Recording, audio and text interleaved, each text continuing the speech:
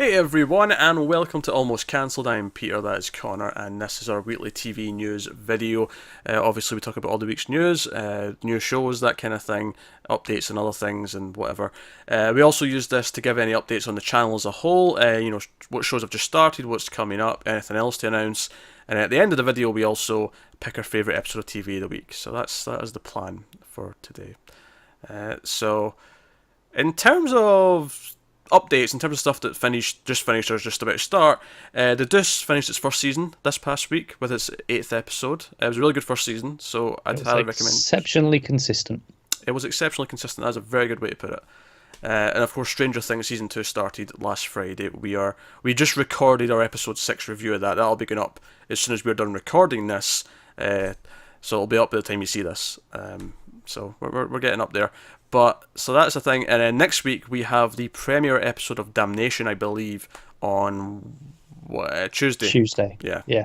Tuesday, which could be good, could be bad.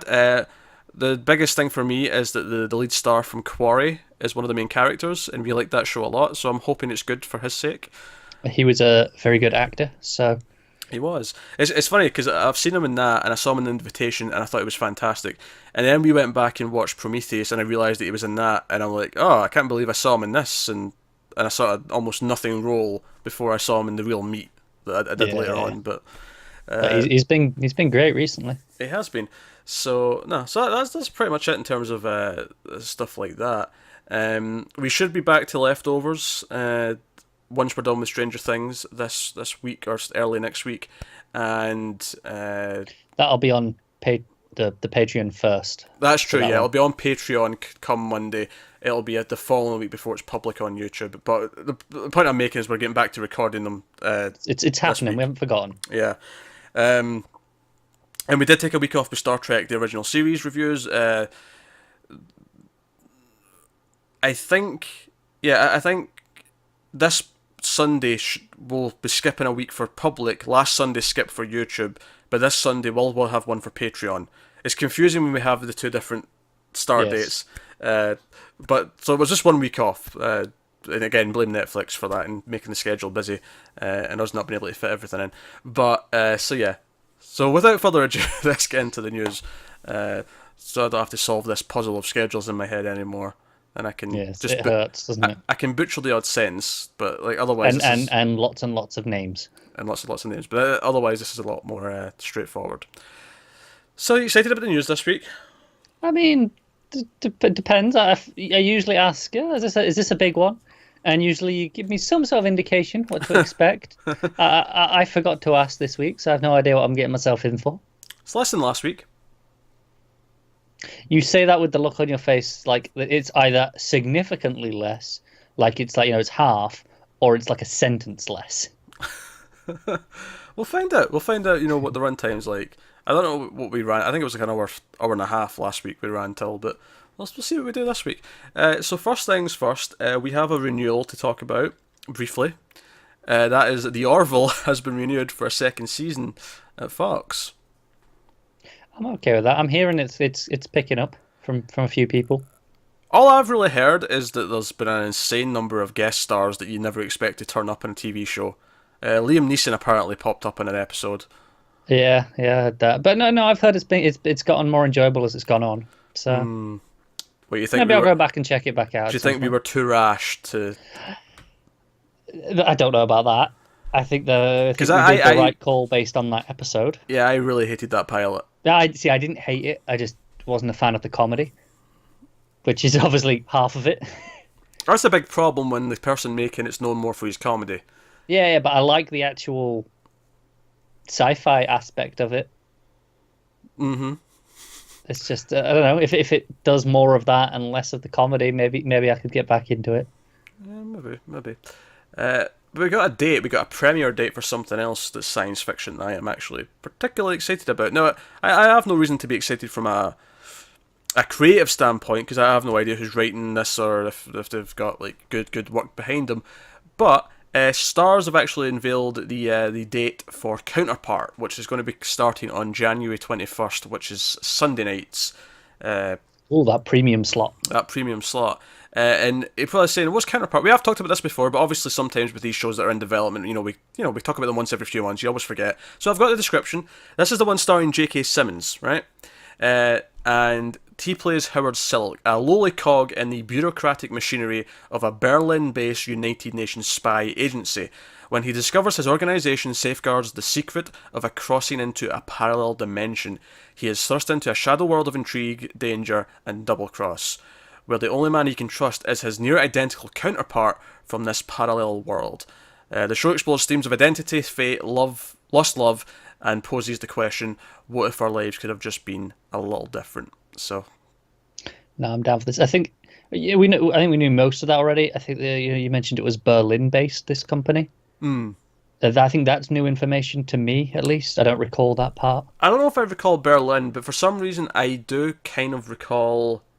Like, I don't know if it's set in the past, but for some reason I feel like the original description mentioned it was set in the 80s or something like that. Which would really make sense, being, a spy agency based in Berlin. That would make more sense during the Cold War, right? It would, and it would feel very appropriate.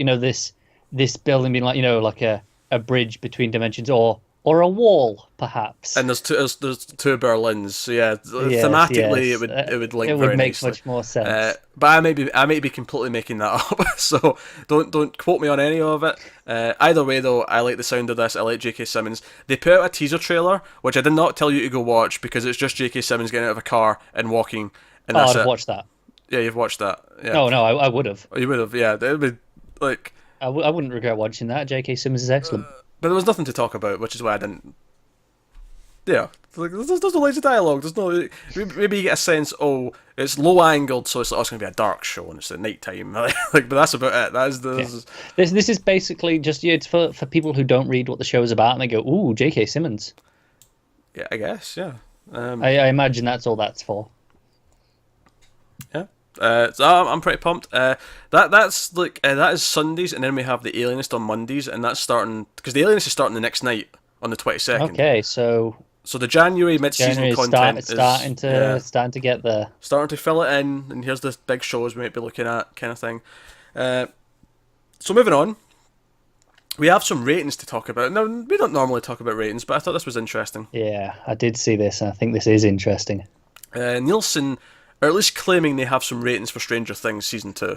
Yeah, so it was not so long ago that we, brought up Nielsen were going to be doing this, and we questioned how soon would it be that they'd be, kicking off. It may have even been last week, maybe 2 weeks ago. But yeah, it was 2 or 3 at most. Yeah, so basically they've got the ratings for the first 3 days of Stranger Things season 2. So that's Friday, Saturday, Sunday, last week, and they're saying that episode 1 did over 15 million views, and that the finale did 4.6 million, and every episode, and it's actually sequential. Like there's no like rises, which kind of makes sense in a binge format that no one like watches just episode 6 but doesn't watch 5. It makes sense that it just trickles down the way as you go. And it makes sense that there's a drop off as you go through time because a lot of people won't have got through it all in 3 days. Oh yeah. Like obviously some people. I think they mentioned it was something like 370,000 people watched all 9 on the first day. Is that it? Yeah, that's it. I'm kind of surprised it's not more. I think it makes sense that maybe the majority of people who binge it don't binge it in one day. Maybe they binge it over the weekend. No, that's true. I'd expect at least 500,000. Because I mean, if you've got people working on the Friday, they don't get a chance until. That is true. It's true. So, so at least 4 million for every episode in the first 3 days. And keep in mind, like we've been doing it daily. We're 6 episodes in. Like, even we didn't contribute. We only contributed the first 3 episodes of this. Yeah, I would hazard a guess that with this being a season 2, I think it's safe to assume that 90% of people who watch the first episode will get to the last episode. 90%? You think 90%? Yeah, I think there'll probably be some people who kind of don't get there, drop off, whatever. I'd be a bit more conservative. I'd say maybe 70-75%. All right, fair enough. But either way, a much bigger majority than we're seeing. What was the first one? 15 million, did you say? 15.8 million to be precise. Right. And so we're down to about a third of the people got to the end in 3 days. I'd expect that to get to at least 10 million over, another week or so. Well, I mean, it's already been another 4 or 5 days. So, I mean, I feel like that finale number's probably at least doubled. Yeah. Since then, I would imagine. These are insane numbers, though. These are really good for the first 3 days. Like, I would love to know what season 1's numbers are right now. Like, just since it launched. Like, how many people have watched season 1 of Stranger Things? After a year and a half. True. Like, I'd love to know if Netflix have changed their mind. Because obviously when Nielsen said they were going to do this, Netflix was like, nope, absolutely not. They have no idea. Whatever they say, it's complete bollocks. I wonder if they're going, this is pretty favourable. Okay, well, we won't correct them. We'll let them just say this. I think they'll just stay quiet about it. I don't think they'll talk about it, because if they talk about this, then they don't talk about, a worse one, or if they don't talk about this but then talk about a worse one, it feels like they're choosing and picking. Whereas I feel like the best thing for them to do, like when they announced they were doing this, they made a statement saying, no, these are all bullshit, these are not accurate, and then don't talk about any of the individual ones. Then that to me says, I think they have to. Yeah, like that's just like that's them being consistent in their thinking, and you can't read into it too much because they're just not talking about it. But it's all we've got to go on, and I think 15 million for one episode in 3 days. I think it'll be. I mean, that's sounds good. I think it'll be far more interesting once we get some numbers for another Netflix show to compare against. Because obviously, Stranger Things was very hyped, very expected. I believe I saw this week, I never actually bothered reading the article, I didn't really care enough to check it, but I saw a headline that said that Stranger Things Season 2 broke some Twitter records. I didn't actually check it to see what they were, but... I believe it. Sounds right. Yeah. But that's what I mean. So when we get another, just a regular Netflix show, maybe even a season 2 for fair comparison, see what the numbers are for that. Just I'm intrigued to get some comparisons rather than just the one. Yeah, I'm curious. So let's move on. So here's an interesting update on something. New Warriors, Marvel's New Warriors, which is the comedy that's coming to Freeform. Yeah. Yeah, the half-hour comedy. It's the first time they've got a Marvel show that's actually a sitcom. Mm. That is no longer happening at Freeform. Freeform, despite the fact that they ordered it straight to series, 10 episodes in 2016, and it was meant to come out next year, they've pulled out. They don't want to do it anymore. Which I like the idea. They saw something and went, "Oh God, this is shit. Even we can't put this out." Well, that's the thing. They've got Cloak and Dagger coming, so it's not like they've cut ties with Marvel or anything. Like they've got another Marvel show already on the way. It's worth mentioning though that they're shopping it around. Like they still want to do it. They're still shopping it around to other networks. Is it just possible that it just was so out of like Freeform's demographics? Like Cloak and Dagger, teen romance drama, that is their thing. Whereas this, maybe it was like, no, this isn't for us. This is more of a something else show. Like whoever. Maybe I feel like the thing is a lot of sitcoms, I feel, are a lot more universal than a lot of the dramas in that sense. Yeah, where they hit a lot wider demographics based on the nature of it's just comedy. They're not doing all these love triangles and things like that. It's if it's funny, it's funny to a lot of people. This maybe speaks to my opinion of Freeform, but I'm more inclined to think that Freeform don't know what's good than I am to expect this is bad, and that's why they decide not to take it. Yeah, that was a fair point. I think it really depends. If we get in a week or two we hear someone else has picked this up, then I'll go, yeah, Freeform just don't know shit. Do you know what I think? It may just be too expensive because they've got powers and stuff. Like maybe Freeform just seen what the budget was going to inflate to and went, you know what? No, that's out of our range. Could be, yeah. It's not worth the investment to them. Maybe I don't know. But no, so that's the thing. So yeah, so I've got the description here if you want to hear what it was again. Marvel's first live-action comedy series about 6 young people with powers living and working together. Not quite super, not yet, heroes and with powers and abilities on the opposite end of the spectrum of the Avengers. The New Warriors want to make a difference in the world, even if the world isn't ready. The series is about the entry into adulthood when you feel like you can do everything and nothing at once. Except in this world, bad guys can be as terrifying as bad days. I'll be honest, I'm not that bothered about this as a loss. Yeah, I wasn't super hyped for it. I mean, but at the same time, like if it does find a new home, I'm still quite happy to check it out. I'll check it out, and maybe I'll be more inclined to say this lands on I don't know NBC or something. I'm probably more inclined to check it out then than I was on Freeform. Yeah, that's fair. That's fair.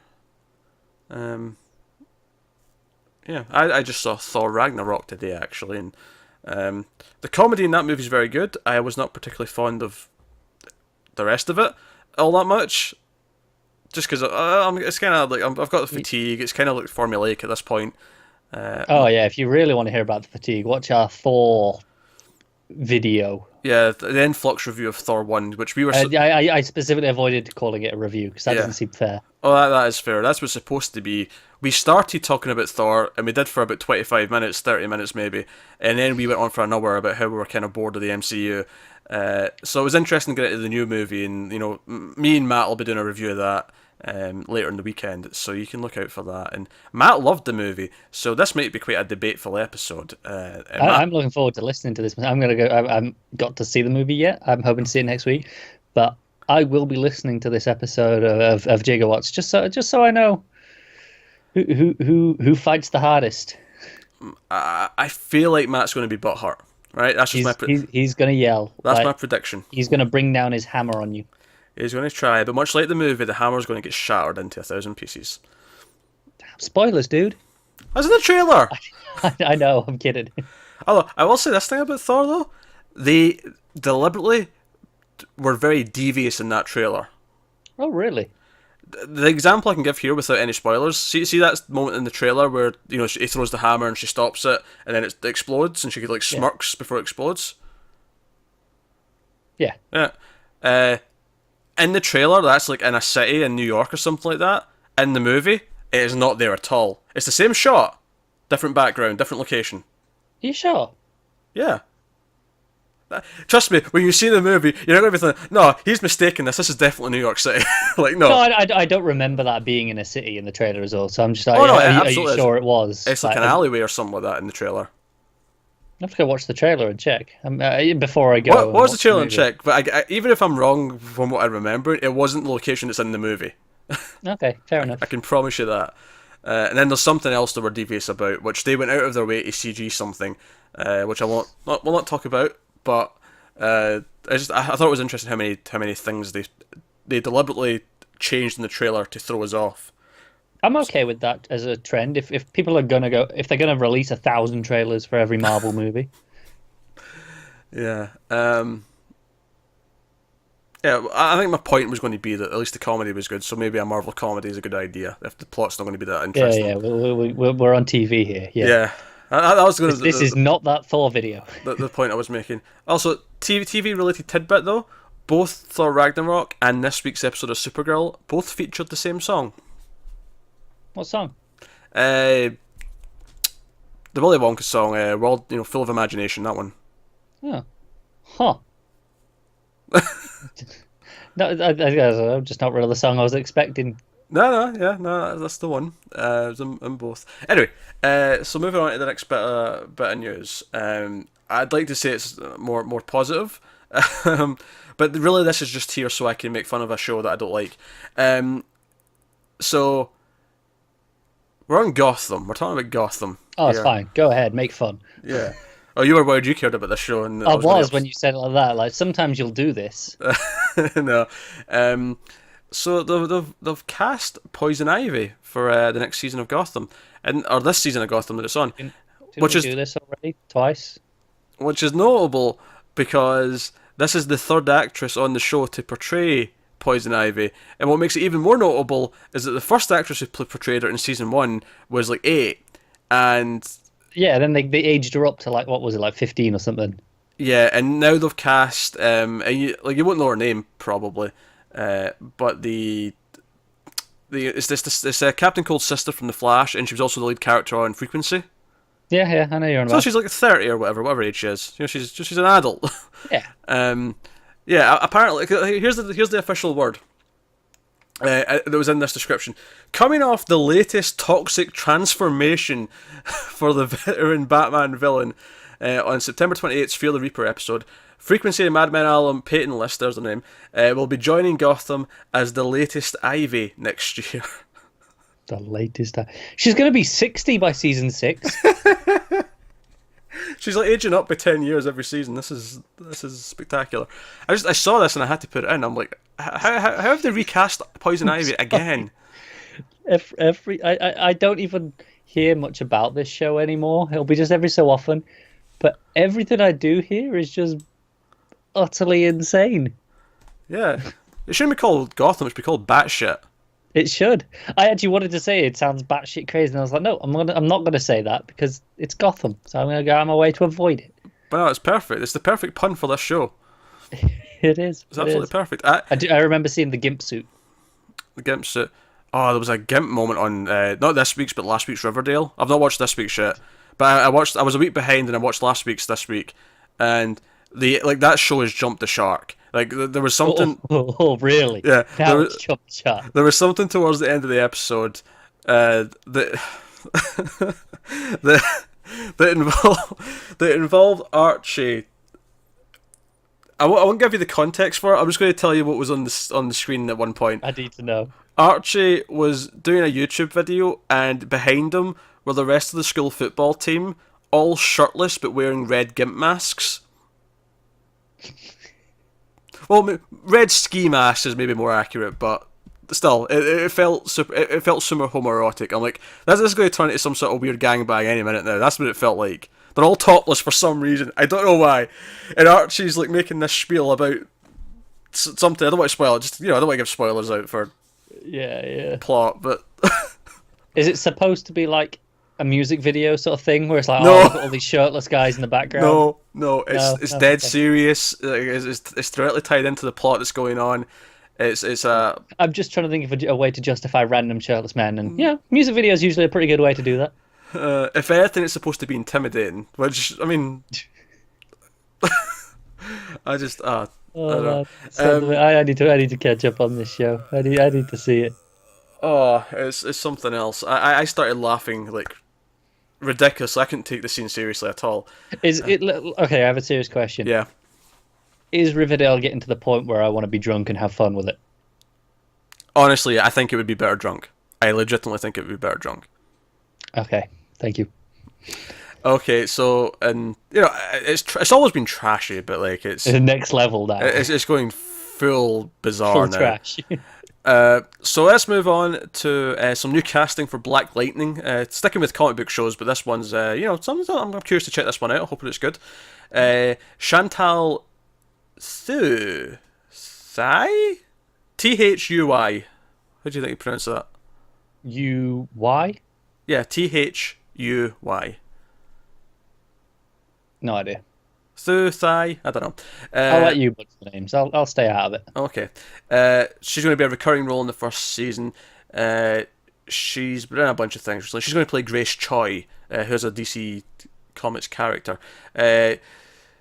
She's going to play a comic book fan who befriends Anissa, which is one of the daughters in the show, while she's coming to terms with her abilities and becomes Anissa's first confidant about the struggles and challenges of having abilities. There's a little bit here just about who Choi is in the comics. Choi was created by Judd Winnick and Tom Rainey, and her first appearance was in Outsiders #1 in 2003. She is the daughter of Bena. Of a Bena Amazon, who gave her great strength and resilience. She's worked as a bouncer in a metahuman nightclub before being recruited into the Outsiders, a group created by Batman to complete missions the Justice League couldn't by Arsenal and Nightwing. So cool. I wonder if it's Thoy. Maybe Thoy. I don't know. Is that what you're on? You're still on that? It's in the back of my mind. I'm not gonna lie, but no. I mean, sounds cool. I think it's interesting that they're already going, okay, no, we're not hiding this from everyone, the whole show. Already we're going, no, this is someone who's going to know the identity, going to be in on it all. Yeah. I mean, honestly, this is a smaller casting thing that I maybe wouldn't have put in, but because it was a DC character that people might care about and be familiar with, I'm not super familiar with this. I've never read the Outsider stuff. So, no, me either. I'm familiar with it to a level, but I never concept, read it. Yeah, like I know Nightwing led the team for a long time and stuff, but like... so I thought I'd put it in to keep people updated. Next up, so Westworld had a bit of a slight delay this past week. Now I say slight because it sounds like it's maybe affected a few days of filming, and it's not a big deal. And even then, it was affecting one unit because they were shooting two things at the same time. It was only one unit that was delayed. Right. But basically, one of the recurring actors for next season had an injury, not on set. He was injured at home. It never specified how or whatever. Oh, it didn't say that in the original press release. Yeah. Well, I think even before the press release, just the rumours and articles about it first. Yeah, because the news that someone got injured went out earlier and then it got updated later on. Zan McLarnon, who we know from Fargo, he's been in a bunch of stuff. He was in an episode of Timeless, I think, and he was also in what was that show with Momoa last year? Yeah, the one on Netflix. He was in that as well. So he pops up a lot. Whenever there's a Native American character on a TV show, often he's the one who'll look higher to play him. I feel like he's popping up a lot in that slot. But he's going to be in season 2 of Westworld, which I didn't even know until I read this. But no, me either. And I'll be honest. There's been an update telling us who it is, and it's not that serious. But when this first came out, they were just like, "There's been an injury, production suspended until further notice." And they didn't want to say who it was out of respect because they're like, well, we don't want to put his name out, in case, until things are sorted. Apparently, he's already back home. He's fine, and they'll be shooting again next week. He'll be back on set next week. So it sounds like it's not a big deal. It's just that's good. No, I mean, obviously that's good. I say at first it sounded much worse than obviously it's turned out to be. Honestly, I mean, I'm just speculating here, but it sounds like maybe he's twisted his foot and he can't walk for a couple of days or something like that, and it was definitely a head injury though, wasn't it? Was it a head? Maybe it's specified. Yeah, because I think the original thing was someone's hit hit their head or something. The one I've got here does not specify the type. Okay. Maybe that wasn't true then. Maybe that was the original, the first report. The speculation, yeah. Yeah. But no, it sounds like I'll be back on set next week. So one unit at the very least is shut down for a few days to a week. We didn't have a date for it anyway. Yeah, it so shouldn't make that much of a difference. Yeah, I don't imagine. A couple of days. They made that up in the crunch later. Now, let's go on to the heavy topic for the week, because a few weeks ago we had a very extended chat about Harvey Weinstein and the sexual assault and harassment allegations and how that was affecting various TV projects. Obviously it was a very heavy topic. We've been kind of jokey so far this episode. We're about to stop being very jokey for the next 10 minutes or whatever before we get back on to the other stories. Kevin Spacey is the next person. We'll jump right in, shall we? Is the next person on this list.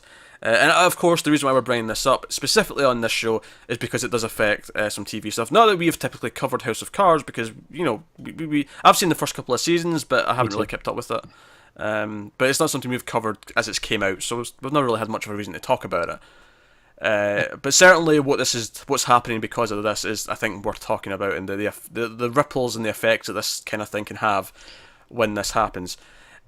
So Anthony Rapp, who is currently on Star Trek Discovery as Stamets, he in an interview or whatever, I'm not sure what the context was for how it came out, but not long after we recorded last week, it wasn't too long, I'm pretty sure it was the weekend. Yeah, maybe. This has had so many developments throughout the week. It has. I have my information on this from 5 articles because it was all spread out throughout the week.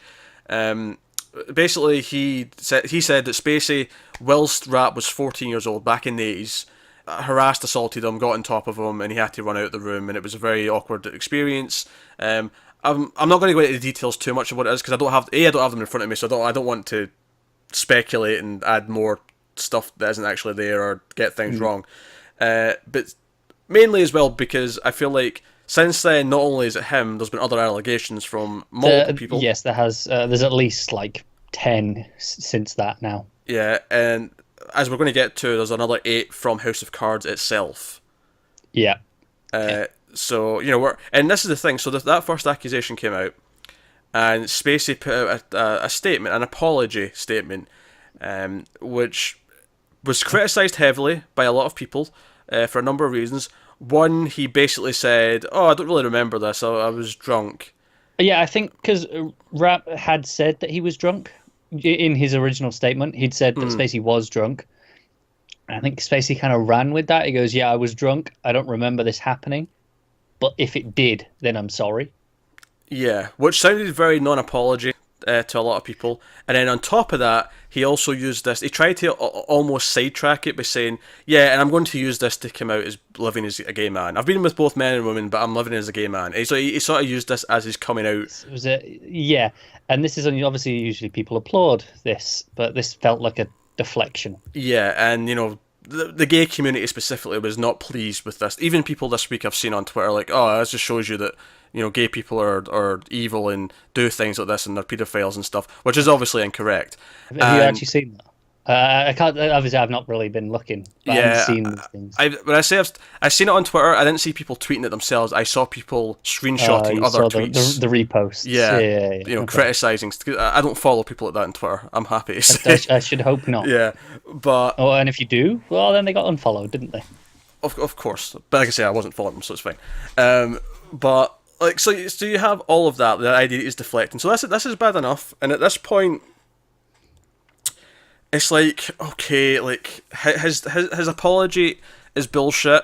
It feels like damage control rather than a genuine apology. But like, is this as far as this goes? Is this all it is? Is this one incident? Like, is this where it's stopping? But of course, it's not, because more people start coming out and accusing him. Yeah, but we'll get to those later, because that's not the next part of the story. Well, yeah, I mean, the next thing is that Netflix announced that they've cancelled House of Cards. And that they're currently shooting season 6 will be the last season. Now, some people pointed out when this story came out that technically they'd already been kind of hinting that this was going to be the last one anyway. This was going to be the end of the last season. Yeah, and even Netflix did say we decided months ago. You know, they came out and said that. Yeah, but they were officially doing it. They were officially saying, no, we're definitely ending this now. This is it. And it was like, okay, right. And some people even criticised Netflix for saying, oh, you're almost just doing this for good PR when you'd already decided you were going to cancel it. But then, like 2 days later, they come out and say, we have halted production on season 6 indefinitely. Yeah, this came out on their official Twitter. Yeah, they have halted production. They have shut it all down. And here, they've decided to suspend production on House of Cards season 6 until further notice, to give them time to review the current situation and address any concerns with the cast and crew. And then it kept going. So moving on from that, on Thursday there was a statement put out by Media Rates Capital, who are the production company. They're the ones who actually make the show for Netflix. Put out 8 current staffers on the series characterised the show's work environment as toxic, contributing to the state of affairs to Spacey's behaviour. Another former employee who spoke anonymously with the news network accused Spacey of sexual assault. Netflix confirmed that in season 1 there was an incident, which they actually looked into. All parties seemed satisfied that it was dealt with at the time, but as far as they knew, that had been the only thing that had happened. But now, seemingly, we're getting a lot more coming out. And this is coming back on the House of Cards showrunner, because he put out his statement, after the initial allegations, he put out his statement saying, I had no idea about any of this. I'd never heard of any of this happening on House of Cards. I'm cutting my ties with him, but then all this has come out. It's like, well, you had to have known, especially if Netflix is saying, we investigate. That's the thing. He's put out another statement.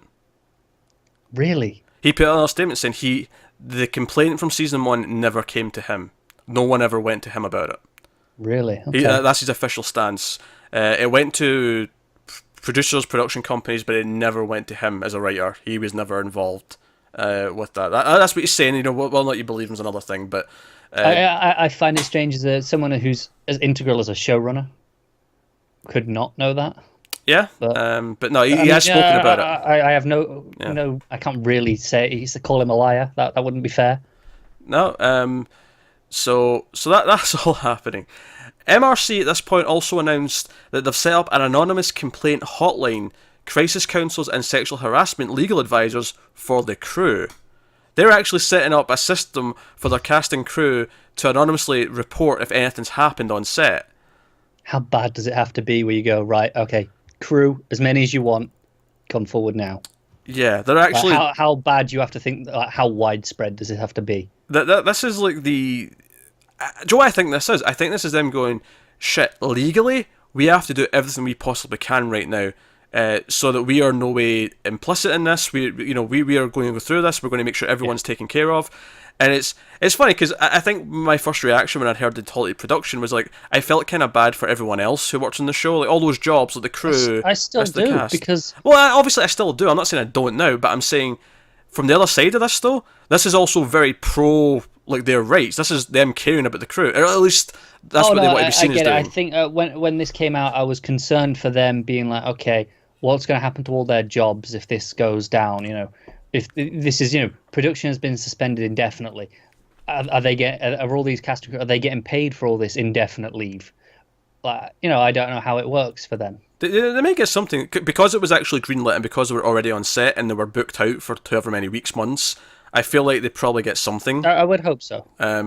But like, I feel like them actually setting up this hotline and doing all this stuff and the fact that they've shut it down to make sure there's nothing going on right now. There's no, like, so we have all this, right? So this is before we even get to any other plans that you were trying to jump ahead to. This is where we're at with, like, them dealing with the crisis and them, like, making sure their current staff are not feeling harassed or offended in any way. So that's how bad it is, just on a sort of a business level, like, internally speaking. Like, the idea, if you're in a company and something goes down and you have to make sure all your company have, like, crisis counselling available. Yeah, it just shows you the level of severity. Yeah. And then we get to what you were getting at next, was there's possible talks of a spin-off, meaning they know they're not continuing the show, but there's maybe other things they can do with some of the other characters and stuff. The main one that they've got an idea for is the character of Doug, who's like the guy who gets things done on the show for Kevin Spacey's character. So they're talking about that. They said there was another 2 spin-off ideas being explored, although there's no writers attached to them yet. And I did see it likened to the Game of Thrones situation. Where we're getting a bunch of them to just pitch what you've got, and we'll go from there. Yeah, they've got some options. And the only thing they said was that they all take place in the same universe as House of Cards, which is baffling to me that we have a House of Cards universe potentially with another show coming. And then something that I just added in at the last minute, there was another update to this just recently, again talking about the producers exploring more options of what to do with the show. And apparently they're openly saying that they're discussing the option of killing off Kevin Spacey's character. Which, given they've already cancelled it past season 6, the idea that they're going to just, like, quickly rewrite season 6 to kill him off at the start so they can do the rest of it without him, again, this is pretty severe. This is not just... Honestly, I'm at the point where I'm surprised they're not outright discussing just cancelling season 6 at this stage. Maybe the reason for that, though, is because of all these other people who have been told they have jobs. Maybe they are legitimately going, this wouldn't be fair to... there's got to be could be at least a couple of hundred cast and crew involved across all the various departments. And I think what really hits me about this, beyond obviously this adding to the list of people who have been, like, outed or accused in the last few weeks, ever since Weinstein's whole scandals came to light, is just the effect this has, the ripples, the trickling down the ladder, and how everyone, even the people he's never, like, harassed or assaulted or whatever, like, everyone's feeling this now. Everyone even closely linked to him, or even just tangentially linked to him, because they're the makeup person on House of Cards, or because they do the lighting on House of Cards. Like, their job is now being affected because he's, like, I'll tell you this is going to make American Beauty a really weird thing to rewatch after this, given the plot of that movie. It's going to be one of those where it's going to be hard to watch any of his things, though. Yeah. It's funny because... I say that, obviously, there's some, classic stories in Hollywood of, Roman Polanski. We mentioned that, the Weinstein one, where people still watch his movies, but I think it's that you don't have to look at him. Yeah, that could be a factor, almost. It's his movie, but you're not seeing him there, whereas you're seeing Kevin Spacey. You can't not think of it now. And, it makes you wonder, like, let's say this happened 6 months ago. This came out 6 months ago. How would that have affected Baby Driver at the theatre? Would that have been pushed? Would that have been pulled? Would that have just been on demand because Universal didn't want the... Yeah, no, I did. Yeah, that's true. And if it still got released, would it have affected its intake? Would there have been people going, I don't really want to go and support that because Kevin... I mean, as much as I like Edgar Wright and I like everyone else involved, do I want to support this because Kevin Spacey's in it? Like, is that the action? Yeah, he was the in terms of the actors, he was the biggest draw, I think. Yeah, the biggest name, not the biggest part, but the biggest name. Yeah. Yeah, he was top billed for sure. Yeah. So, and it's funny, like, I guess you have to imagine, like, his career, like... Oh, it's over. Yeah, like, he's not headlining movies after this. Oh, for Kevin Spacey, it's so bad. I know the Metropolitan Police, active have, like, multiple investigations open into him right now. Yeah, it's escalating quite a bit. There's police in multiple countries looking into the claims. We mentioned that with Harvey Weinstein, it was the same thing. And specifically, I think it's New York police. Maybe I may have the city wrong, but there's police right now who, based on an even more recent accusation of Harvey Weinstein, a specific rape allegation that came up this last week, that they're actually gathering evidence to arrest him. Like, actually just go and arrest him. That's it. That's the thing. So obviously, all these ones with, I mean, I've lost count of how many people have had these allegations in the last few weeks because it's been, there's been so much. But I think Kevin Spacey's the highest profile one since the start. Yeah. And I think it's not many of them have gone to police level. I don't think or at least not publicly. They've been going, through all the internal systems, through the Hollywood, through all, the production companies. Oh, they're never going to work. All that sort of stuff. But I haven't seen many go to the point of police investigations. There was that one thing that annoyed me where obviously there was a joke in Family Guy about this like 12 years ago or something stupid, and it was like a joke about Kevin Spacey with kids, and people are going. I've seen genuine like articles from news outlets calling out Seth MacFarlane on why didn't you do anything? Why did you just make a joke about it? And I kind of feel like, well, it's not. It was the same. We mentioned how he did the Weinstein joke at the Oscars. Yeah, it wasn't his story to tell. There's only so much you can do if it's not you that's doing it. There's only there are different examples though. I think the other one is a lot more clear cut because the other one is a friend told him something that happened to her and was specifically like, no, I don't want you talking to anyone about this. So that was a specific request. This one's a bit more murky because it's unclear exactly how much he actually knew, and it's unclear. Like, I think the criticism is ultimately like, you're cracking this joke, but are you normalizing it? Are you making it feel like you're using this for your own entertainment sake? No, that's fair. I know a lot of people have defended it, going like, no, this was his way of dropping hints, being like, like the idea of the same way he did with the Weinstein thing. It's like, no, he's aware of this and he's going, he's kind of hoping people will pick up on it almost. I think this one's a lot more down to taste. I think the previous example, it was the victim's wishes were for him not to talk. This one's a lot more 50-50, I think this one, he clearly took this path because he felt it was the one thing he could do. I think everyone else's reaction is completely down to your personal opinion. I think... No, that's fair. I just think vilifying him and making him the target of the news stories is maybe the wrong approach right now. There's other villains to target. I'm not going to deny that exactly at the moment, but so I think there's more of an argument for that being murky than the previous example, though. I think the previous one was a lot more clear cut. But yeah, so yeah, the current unleash of the seedier side of Hollywood and the people who are showing their true colours, as it were. We mentioned the Terry Crews thing. I don't have it in front of me, but the executive who was apparently grabbed Terry Crews, which he never named at the time, did he? No, it popped up today. Apparently, the executive producer who's responsible. There was some articles. I'd never heard of the guy. Like, obviously, it's someone who's high up behind the scenes, but not someone that we'd know of. So what happened with him? I didn't see this story. He's been investigated or whatever he did, right, okay, and stuff. But here we are. This story keeps. Well, I mean, these stories keep progressing. That might have another one at this point next week. In terms of, I mean, we had a week or two off between the whole big thing starting up and this. Do you know? I'd really like to have some movies and TV shows left at the end of the year that I can still watch without feeling icky. I think once we finish recording this video, we're going to have to just do a quick refresh of the news sites and check House of Cards hasn't just been outright cancelled. Oh, yeah, we'll have to check. Because the way it's moving, it could have been by the time we finish this. That's very possible. So this is an insert that we have recorded hours after we recorded the rest of this, because we were recording some other reviews afterwards. And an update... this is actually the second of two inserts. I don't know if it's the second one in the video. This might come first before the other insert that we did. I'm really concerned because I have no idea what this is. Well, this will begin right after the rest of the Kevin Spacey stuff. Oh, don't tell me it's cancelled. This is from Variety, Variety.com. House of Cards star Kevin Spacey has been suspended from the Netflix drama amid mounting claims of sexual assault.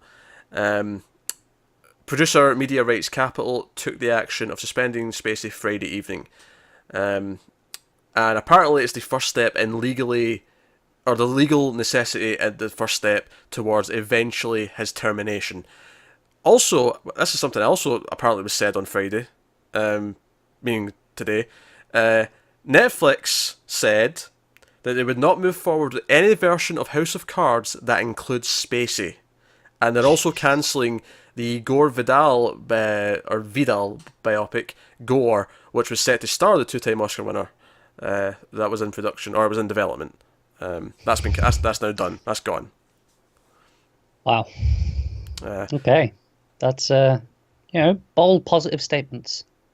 Yeah, I mean, I think either way, like whatever season 6 of House of Cards was going to be, is It's not completely that changing. anymore. Yeah. We at this point we either get something completely different, or it gets to a point where they can't make it work and we don't get it. Yeah. If I was to make a guess, I think they'll scrap what they've shot with him so far. They'll just start from scratch, and he died between seasons, and that'll be it. And we'll follow Robin Wright and her stuff, and that'll be it. Might well be. It's probably delaying it quite a bit though for whenever it was going to Yeah, premiere. because it was in production, scripts were all written, they'd started shooting. Yeah, they're going to have to rewrite it and then shoot it all. So I would expect, but that's just speculation. Like they may just end up cancelling it and saying it's not happening. That's honestly my gut feeling. They'll try and salvage this because it's one of their flagship shows that's given them such a platform. That said, given they're talking about spin-offs, I wonder if the first season of a spin-off would essentially just become... So this essentially becomes one big backdoor pilot. No, what I'm saying is they'll cancel House of Cards officially, but the characters that don't have their stories finished yet would just be in the spin-off. So it would essentially be whatever... Like, I was saying they'd rework season 6 without Spacey, but what if it just becomes a spin-off instead, and we see the end of all the other characters in that. Yeah, no, that makes sense. I could see them doing that. And obviously, I imagine, again, just so that all the crew and all that don't lose their job, it would just be a case of, no, everyone who was hired for that are just pretty much carrying forward into this. Yeah. You'd hope so, anyway. You would, because they're the people I feel really bad for here, because they have nothing to do with any of this. They've got no control. They didn't know about any of this until suddenly it's like, oh shit, maybe our jobs are in danger. Well, in some cases they did know because they were the ones harassed, seemingly. Right. So, I'm talking about the other few hundred who are like, wait, what's going on? They've not heard about this before now. Yeah, like where all of a sudden it's like, oh, hang on, my job's in danger. Yeah, the editor, for example, he or she's not like knowing what's going on. He's just in a room. Yeah, they're not on the set, clicking away, doing their thing. That's what they're doing. So, but hey, yeah. Also, Connor has drank a lot of booze between this little insert and the previous time we recorded the news. So the fact that damn right I have. The fact that he managed to keep it together for these couple of minutes to talk about this little update, give him some points, I suppose. I don't often tell you to give Connor credit. Normally, I'm telling you to do the opposite. Tell him he's shit. Tell him he's the worst. But in this one occasion, I'll give him some credit. So, so now back to your regularly recorded and scheduled news program. Insert number 3. We have now done even more things.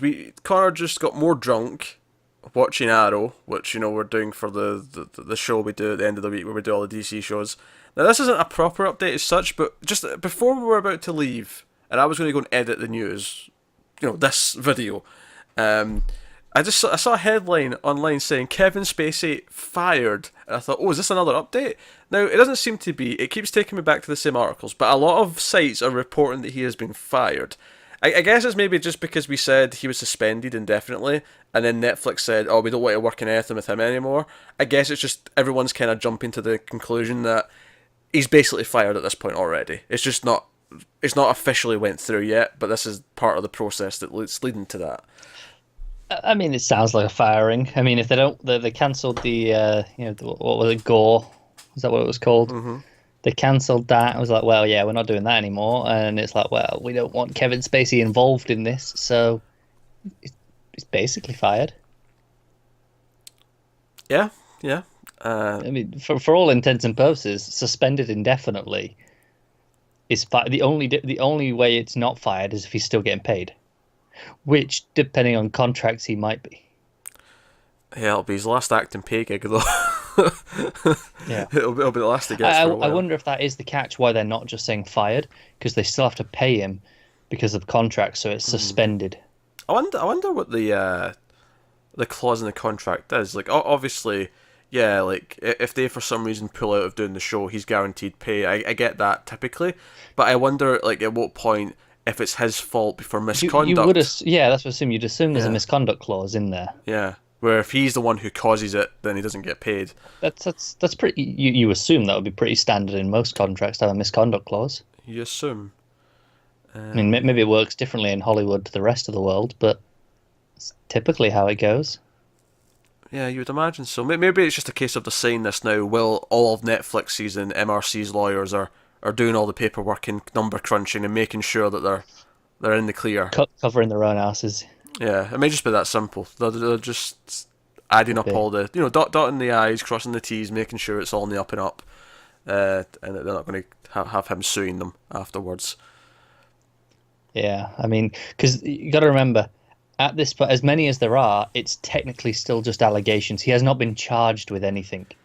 So for them to fire him without any evidence or proof or crime, that legally, might legally come back on them. No, that's fair. They're covering. They're making sure that he can't sue them for breach of contract. Sometimes when it looks like a steaming pail of dog shit. It smells like a steaming pail of dog shit, and it sounds like a steaming pail of dog shit. Don't ask me what a steaming pail of dog shit sounds like, but it's a steaming pail of dog shit. I'm imagining sort of like a slight burning sound. Oh, if it's steaming, sure, yeah, actually, because no, that's something. That's where it's coming from. If it's steaming, there'll be maybe a slight bubble to it. A little hiss. You can tell it's later. We're tired, and he's a joke. You're damn right I am. That'll do. back to your scheduled programming again. So let's move on. Let's get into some cheerier things that aren't as dire and depressing. Oh yeah, we have actual news, don't we? Yeah, we have actual news. So new shows. We have comedies, of course. Of course. Which is typically what we start with. ABC's got a multi-camera comedy. It's untitled at the moment. It's been co-written and top-lined by young stand-up comedian Taylor Tomlinson, or Tomlinson, to say her name properly. It's inspired by her life. It will focus on a modern young woman as she attempts to stay close to her very religious parents. Tick the box for that trope that we've had this season. That's a drink. Yeah. Well, she tries to figure out who she wants to be in her own life, which might involve touching someone else's body, no matter what they told her at Bible camp, all while acting as a surrogate mother to her new roommates, her two younger sisters. There's another box, moving in with family members. There you go, yeah, take another drink. This isn't going to last through all this, is it? It's not. So yeah, you've got a couple of different things that we've had a lot of this season in the comedies in one show. You've got both the conservative parents angle, and you've got the moving in with some family angle that you weren't supposed to live with before, and you're kind of thrown together. No reason why this can't be hilarious, but certainly nothing in the premises. I feel like we have to say that about all of the comedies, but I'm kind of bored of saying that this because they all sound the same. It's true though; they could be hilarious based on the writing. They could, but like they're just all the same this year. But yeah. ABC multi-camera. Next up, Fox is developing a comedy that's coming from the Danish girl actress Emerald Fennell, who's going to be writing and starring in it. It's called Spacebound. It's a single-camera comedy that follows an alien who goes on way more interesting. Yeah, follows an alien who goes on an intergalactic coffee run and finds herself stranded on the worst planet in the universe, Earth. Yeah, I do it. You knew I love it. A group of eccentric friends takes her in, and she discovers she may actually be the most functional person on the planet. Very Thorough from the Sun. Yeah. Which I'm currently rewatching. That was a great show. So if we can tap into some of that could be fun. Yeah, there's potential. I could see there being. I'm down. This could be a lot of fun. It's classic fish out of water comedy, but it is, and that can be really funny. Now, obviously the potential is it just rehashes a lot of ground that we've seen in things like Third Rock from the Sun and other stuff. But that's been 20 years now, give or take. So yeah, maybe a while. Yeah, maybe it's time. Yeah, we got modern technology stuff, modern views and ideas that we want to explore and things like that. So that could be something. And then CBS, they've got this is an odd one. It actually even says in the description here. Not from CBS, but from I think Deadline or Variety, wherever I got this from. It says CBS is jumping on the retirement home comedy hot trend this buying season. And I'm like, okay, there was one, right? We had Cool Kids from the Always Sunny guys at NBC.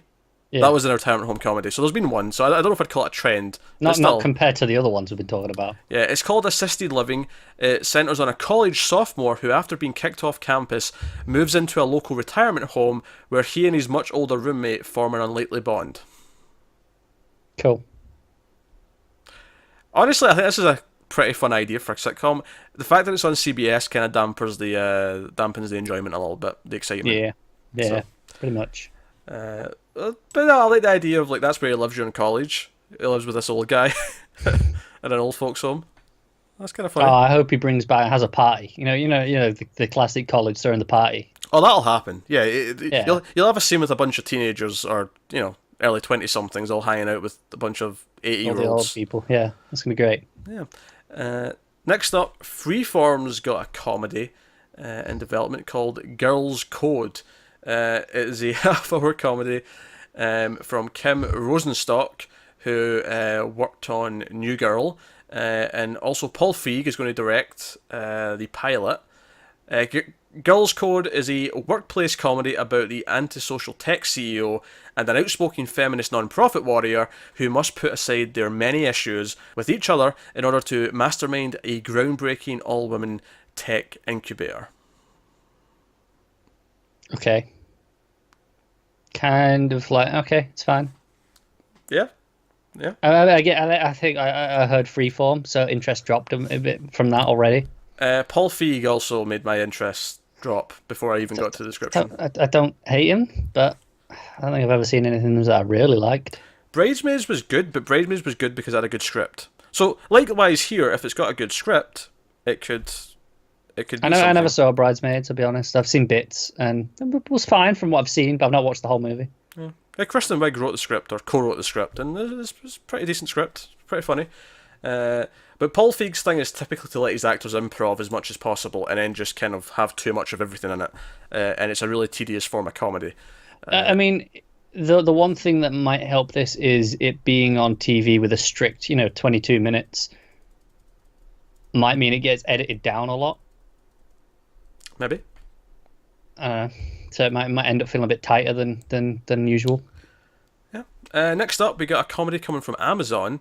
Adhere Kalyan has been tapped to star in it. It's called Making Friends.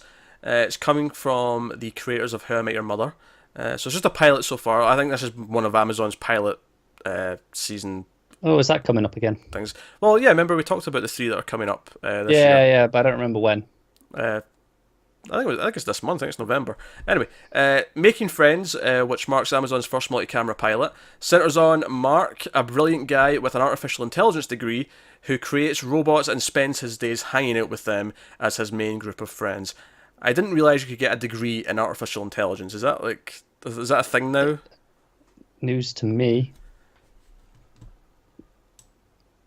Are you looking it up? I'm expecting you to give me some insight. It says news to me. I don't know. I've never heard of one, but I'm not too surprised if it is. Are you excited by the prospect of this? I am actually. I think it sounds pretty good. Yeah. I think it could be like, oh well, okay, I'll just make some new friends this week. I'm so on it. Like I'm not particularly excited by the idea. But again, I really like How I Met Your Mother, so I don't particularly, so that's where I am. Alright, so let's go into the meat. We went through those comedies really quick. There wasn't a whole lot. There wasn't actually that many. There was only like one from each place. But we have some meat to talk about this week. And Of course we do. Here we are with the meat. So CBS All Access has announced a show which I think is very much of our interest. Yes, I think I've seen this. They are going to be doing a new version of the Twilight Zone. Yeah, I did see this.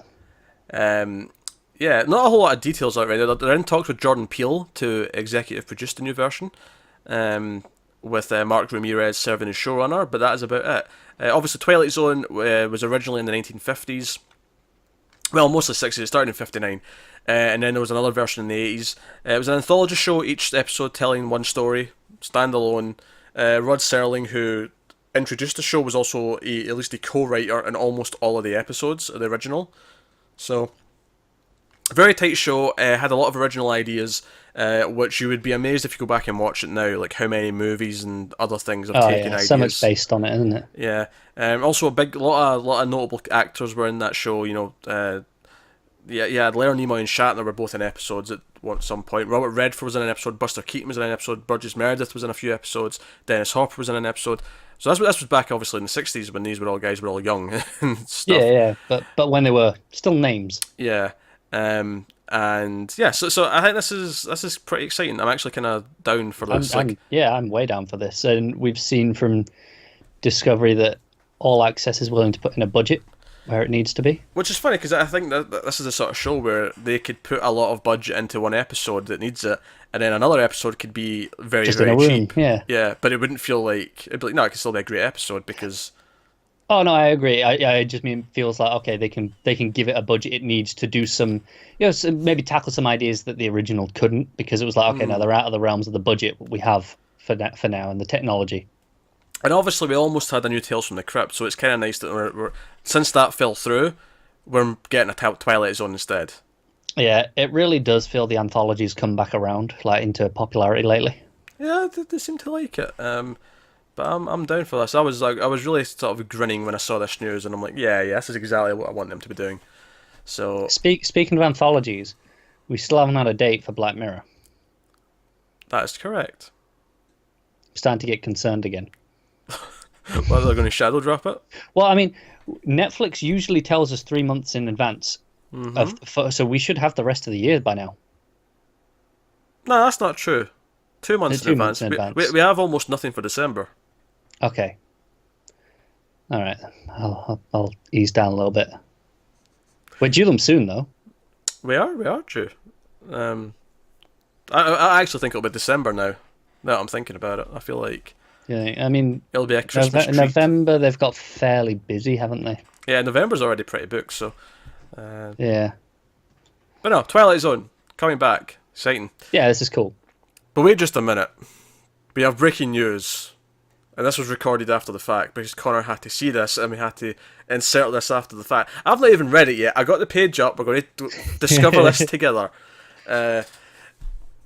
I can tell you right now, I don't really care about this. Yeah, but I sure as shit do, and a lot of other people do. I haven't even read what the article is yet, but I can tell you just from the headline that I don't care. But so breaking news. This broke literally just after we finished recording the news video.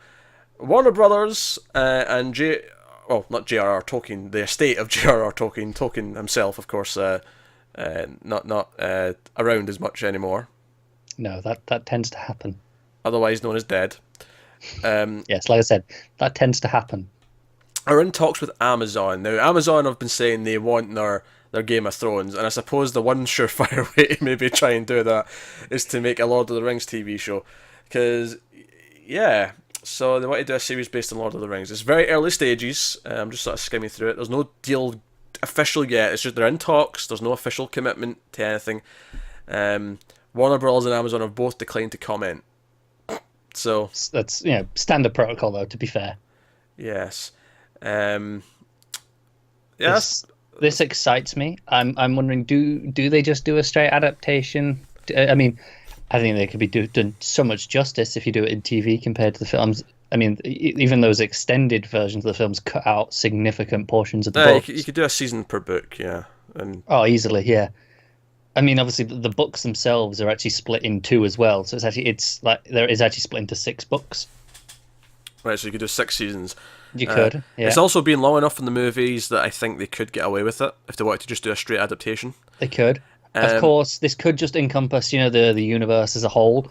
And there's so many, background stories that we hear bits of. You've got, all sorts of extra topics. I can see them being subplots. Like, I can see them adapting the main books, but using some of this extra stuff as, like, flashbacks or some, whatever. No, they could. I mean, I don't want to talk too much about the Hobbit movies because they're not that great.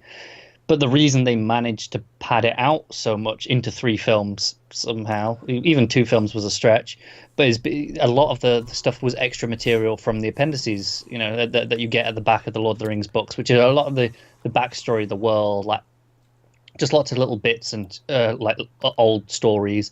and the movies actually took a lot of that stuff from there and padded it out. So, instead of 12 hours of walking to bloody Mordor, I might have to suffer through 6 seasons of walking to bloody Mordor. You might, yeah. That's it. We don't have to actually... Alternatively, they could give us something else, like not even from that entire that time period. They could do something else entirely just in that world. My gut reaction says it'll be an adaptation. I feel like, given what you've just said to me, that it could easily split into 6 seasons, 6, 10-episode seasons or whatever, I could totally see them doing that. I may not. I'd be okay with that. But I could see that being the case. Maybe it'll be better than the movies. I don't know. Yeah. Maybe we'll get the real ending. Not any of the 6 that you got in those movies, but the real one after they go back to Hobbiton. You miss a whole plot there. You know how the end of those movies, they get home and everything's fine. Mm-hmm. Yeah, that's not how it is in the books. Okay. Yeah, maybe they'll be more accurate to the source. I don't know. I'm not a fan of the movies. I never tried reading the books, so I'm not excited by this on its own. That's it. I mean, maybe we'll try the first episode should this actually happen and go through, and I'll be like, you know what, that was actually pretty well made. I actually had some fun. You might. I'd hope so. I mean, I'm excited to come to. I like those movies. They are my favorite books of all time. So obviously, I have high hopes. Amazon are making a big play here, aren't they? We've been talking for months about how they're kind of getting more notable people attached. And they've had so many things they've announced in the last few months. Good sci-fi projects that we think are really promising sounding, and then they add this onto it. This is the sort of thing where they go, no, this is the thing where they go, we've got a name now that we can shove in people's faces and go, you want to see Lord of the Rings? You want to see more of that? Come and get Amazon Prime.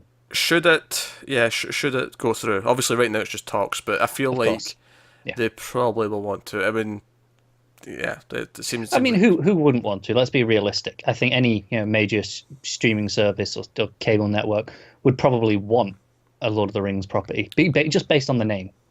Yeah, well, that's true. So yeah. How are you going to feel though if we watch like the first couple of episodes and I just hate it and I don't want to do it anymore? As long as I love it, I don't give a shit. Yeah, but we don't feel bad that we'll miss out reviewing it. Maybe Matt will do it with you. I don't know. Does Matt like Lord of the Rings? I don't know if he does. No idea. I don't know if he does actually. I don't know. I do think though, if it is, if it's a TV, everything's a bit slower. You might get a bit more character build before everything kind of goes down. So maybe you'll get a bit more invested in it that way. If it feels a bit more, grounded, so to speak. I might. There you go. Lord of the Rings TV show possibly happening at Amazon. We don't know if it's an adaptation. We don't know if it's going to be a completely different part of the world that's just kind of loosely based around what happened in the books or whatever. But they're in talks, and so this was an insert. So this will still probably be close to the end of the show. But yeah, so there you go. Which is funny because it probably would be the headliner if it was there before. Yeah. So there you go. So moving on to other things possibly coming back in a different sense of the word. So 24, of course, they brought that back as 24 Legacy, and we're doing this again. It was a 1-season thing. You're not seeing where this is going though. This is different. Oh, go on. So this new 24 that they're thinking about doing centers on a female prosecutor who uncovers a legal conspiracy and has to work against the clock to save a death row inmate facing imminent execution whom she had helped prosecute but may be innocent. And the idea is that if this 24 takes off, it would be an anthology, and each season would be a different character in a different type of field. But they'd all have the real-time element. That'd be the thing.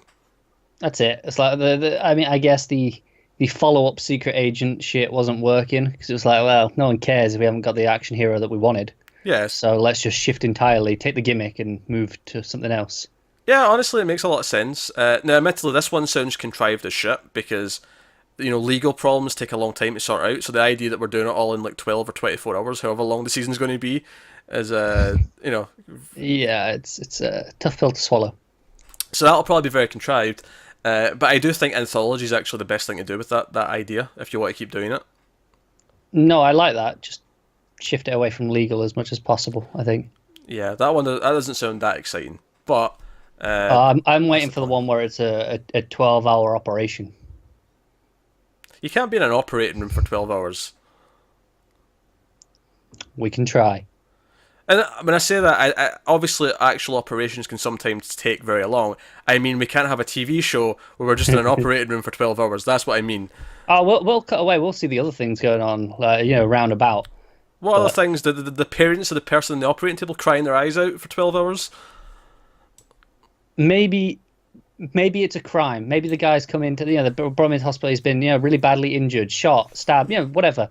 And we see some of the investigation going down, the early investigation. All right, well, at that point, it's not just the med. It's not no, it's not. Surgery. Okay, it's expanding as the creative juices are flowing. Come on. At that point, it's an investigative thing with one of the subplots being that the guy's on the operating table the entire time. Yeah. Okay, it shifted a little, but. So you feel a shite. Let's move on to. Well, as long as we start and end every episode in that operating room, we're good. The same cliffhanger every week. Oh no, he's flatlining. Boom, boom, boom, boom, boom, boom. But then someone's like, go, "What's this? We found something inside." He's got a second lover. He's a freak show. They'll find the bullet and they'll be like, "What's this?" And they'll hand it over to the police and be like, "Oh, there's something different about this bullet."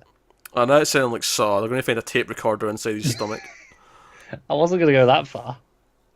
Oh dear. All right, so they probably would actually go that far. Next up, again with something else coming back or rebooting. It's basically a reboot section. This is the third one in a row now, actually, and the next one's kind of a reboot too.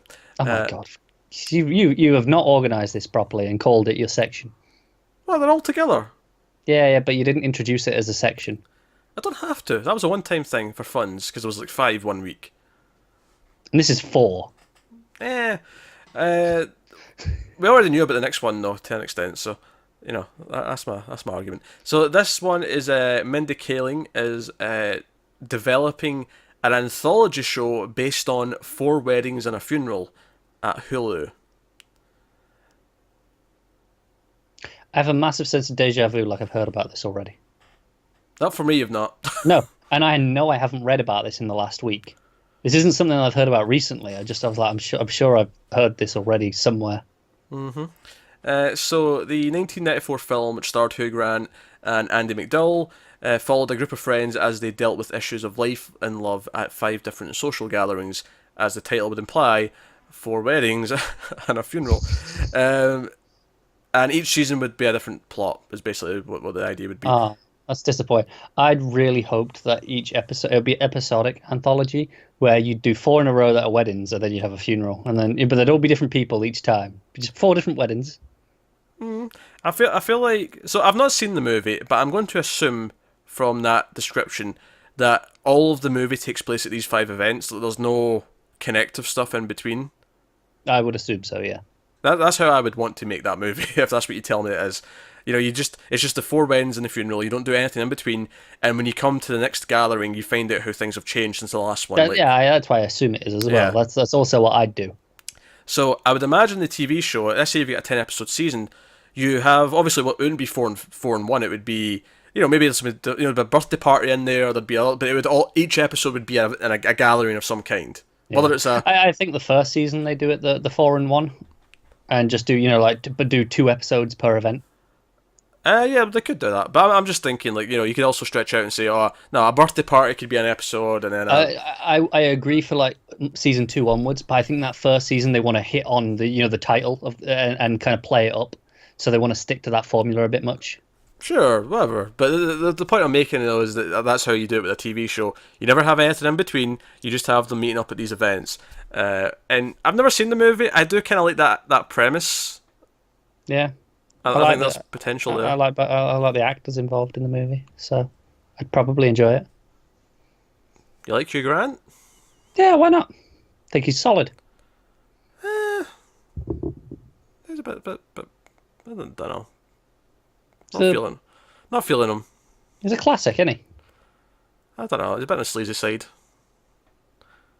There's been no allegations on him specifically yet. Yeah. That sounds much worse this week than usual. But I feel like I won't be surprised if we do get some. I mean, that's fair, but if I'd asked you 3 weeks ago, you'd have said you like Kevin Spacey as an actor. So that's true. That's true. Sometimes they catch you off guard, but this one I feel like It was like, because one of the other accusations this week is Brett Ratner. There's like tons of people accusing him, and I'm like, and my first thought was, you know what? Yeah, I can see it. Yeah. Well, was it that one that Gal Gadot? It was him that she didn't speak at the event, wasn't it? Yeah, that's right. Yeah, she's pulled out of an event, and this was before the accusations came out. That was before the accusations, yeah, that's right.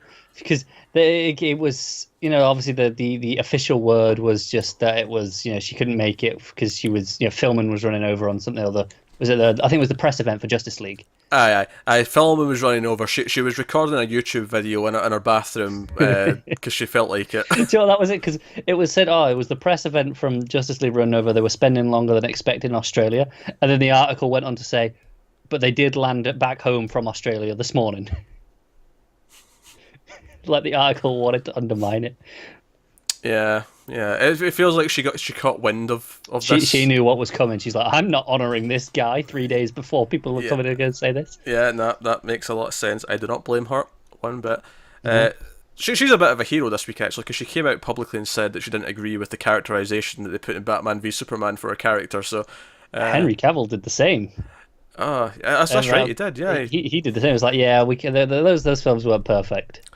That's an understatement. He sugarcoated it a little bit more, but even he went on to specify how Wonder Woman got it right. Wonder Woman was the only one of these films so far that's really got it right, he said. Promising statements. It is, and maybe it means nothing for Justice League because it's still too late. Yeah. But I like that they're acknowledging, it was wrong. Okay, right. That's hope for the future. Yeah. And as DC fans, we want to hope in the future. Oh yeah, we need it. I'm feeling Marvel's quite bland right now, but that's okay. Honestly, it doesn't really bother me that much if I don't like Marvel movies, but it upsets me that I don't like the DC movies that are coming out. It hurts, doesn't it? It hurts your soul. So yeah, the final reboot, we actually talked about this last week, but now it's official, it's happening, and that's the Bad Boys spin-off. Is it called Bad Girls? No title yet, still just a Bad Boys spin-off. But it's confirmed it's at NBC. Big pilot commitment. So it'll probably be fairly bland. Probably be fairly bland, that's true. So the official description, which is basically what we thought it was, but there's a few other details here. Gabrielle Union will star as Sid Bennett, her character from Bad Boys 2, who was last seen in Miami taking down a drug cartel. As an LAPD detective, she can now pursue all the pleasures that Los Angeles has to offer and leave her past behind. But things will get complicated when her new partner, Nancy McKenna, learns that Sid's unapologetic lifestyle may be masking a greater personal secret. So yeah, some character stuff kind of thrown in there, but this is kind of the thing though. Like, our character in Bad Boys 2 was just I mean, it was fine, but it was just kind of there for what it was, and it just is like, there's nothing about that character where you're like, oh, we want to make a spin-off about that. We want to see more of her doing other things. Yeah, I mean, you're saying all that, in you're reading that description. I'm going, yeah, I don't care about this. It's definitely, when you look at, say, the hit television show Buffy the Vampire Slayer, and you have the spin-off Angel, yeah, you can see when you're watching like the season 2 and 3 of Buffy, where you're like, I can see this character carrying a show. You're reaching this week. That's not reaching. This is a perfectly good comparison to make. Like, but you can see how there's potential there to like take him off and be the dark, broody, Batman-esque vampire hero. Like, you can see that. Yeah, no, that's true. He's interesting enough. Don't get me wrong. The advantage there, of course, is that we've had 3 seasons of him having development. So we care about him a lot on his own. Versus her in half a movie. Yeah, where she's basically the damsel because she gets kidnapped. Yes. And they have to go save her. So, like, it wasn't exactly a heavily written character in the first place. So, but maybe it won't be terrible. Like you say, it's probably just going to be bland. And I think NBC is where I expect to be really bland. I can't think of a single show of this style from them that I think is good. I feel like though, like, what makes Bad Boys is the comedy that comes with the action. So is it going to have that? Is it actually going to be funny? Is she going to be making wisecracks? No, that's true. I think it has to, otherwise it's not really Bad Boys. Well, they've given a partner, so they're already kind of making it Lady Bad Boys. Bad Girls. Bad Girls, yeah, that would be what you'd call it. But I'm saying, they've already kind of said, no, she's got a partner, so it's kind of like Will Smith and Martin Lawrence. They are just going, hey, we want to do that, but let's shake it up a little. And they've basically already said that her lifestyle's masking like a greater personal thing. So they've already made her the Will Smith. You can already see it. She's the one who's the more the party goer, and the other partner's going to be the Martin Lawrence, who's more married and maybe yeah, and bring it back in line. So, you can already see what they're doing with it, so whatever. Kind of bores me. So next up, we have a show in development from Paul Haggis, who's the director of Crash, and actress-writer Malaya Rose. They're working with production company HWY61, and it's a miniseries they're developing about the Massey case, which is the rape and murder investigation and trial that marked the last case of famed criminal lawyer Clarence Darrow, under the working title of Dark Paradise. So that's what it's going to be called, and it's based off the book that was optioned by them called Honor Killing by David E. Stannard. So sounds all right. Yeah, so I've got some more here about the actual event, like because it's based on a true story. Yeah. So Haggis will direct the first episode. He's also going to produce it. Rose will be producing it, and she's also going to star in the series. It's a true crime story. It took place in Hawaii in the 1930s. The two court cases, and it not only examines the evidence, but also as a mirror of the current racial divide in our country, the slut-shaming and sexual oppression that goes along with the crime of rape, the corruption of power, and the best and worst of human nature, as another crime then takes place, a murder. The story is about a young aristocratic socialite woman who comes to Hawaii with her husband when her husband is stationed in Pearl Harbor. One night she is found on the side of the road, bloody and beaten, and accuses 5 men of colour of brutally raping her. So it's a heavy show. It's going to be a heavy story with a lot of heavy topics. This doesn't sound relevant to today at all, does it? This thing from the 1930s. Not at all, no. All these sexual problems and racial problems, we've solved all those in the last 8 years. Why are we still making TV about these things? We jest, of course. So, obviously this is not going to be feel good. This is not going to be a entertaining ride. This is going to be a serious drama looking at a lot of very serious topics. But potentially could be good. Crash as a movie's okay. It's not great. I never saw it. It never really appealed to me. That was about race relations. That was the main topic of that movie, was how different races talk to each other. It was very on the nose, though. It wasn't exactly the most subtle thing in the world. I remember that when that won Best Oscar or Best Picture at the Oscars, a lot of people went, "What, really? That one?" It was kind of a shock win because of it. Like, everyone was kind of like, "Really, that one?" It's probably just one of those where they go, "Okay, well, it might not be the actual best film, but we applaud the effort in what you're saying." Yeah, maybe. You see those every so often, don't you? It was the same as Brokeback Mountain, though, the same year, and everyone preferred that. Everyone thought that was a better movie. I do like that movie. Yeah, it was a good movie. Very, very heavy topic. So Dark Paradise is the current title for it. So, do you know what? This is one of those rare occasions where I like both titles. I like that title, and I like Honor Killing. Yeah. Both good titles. I like Dark Paradise because she comes to Hawaii, because her husband's at Pearl Harbor, so she just lives in Hawaii to, the paradise of Hawaii, the tropical, beaches, all these things. But of course, bad things happen, so Dark Paradise. So, simple but effective. It works. Yeah, that's nice. All right, so on to the little dramas here. Onto the other dramas here. Obviously, in the reboot section, I had some things from some of the networks, even though they're separate from the rest, because they're in the main section. Just some shoddy organising. What would you rather I split up the reboots so that they were with the networks later on? Maybe if I don't care about the reboot. If it's got a name, it's in that main sort of headline section. Now we're into the rest of the network stuff. Fine. This one is actually technically a cable channel. It's Freeform we're starting with. They're making a show developing a show called In Case of Emergency, an hour-long drama based on Courtney Moreno's book of the same name. In Case of Emergency, it is a darkly comedic look at the life of Harper Gallagher, a beautiful, funny, and strong millennial, there's that word, who is a work superhero and a mere young mortal in her personal life. She takes on the world of EMTs in a tough part of South LA, all while finding out who she is as a woman entering adulthood. The show will follow Harper discovering herself and how many parts of her world intersect. That last part, they're dressing up the professional and personal lives. I know, I'm debating, sentence. do I drink for that?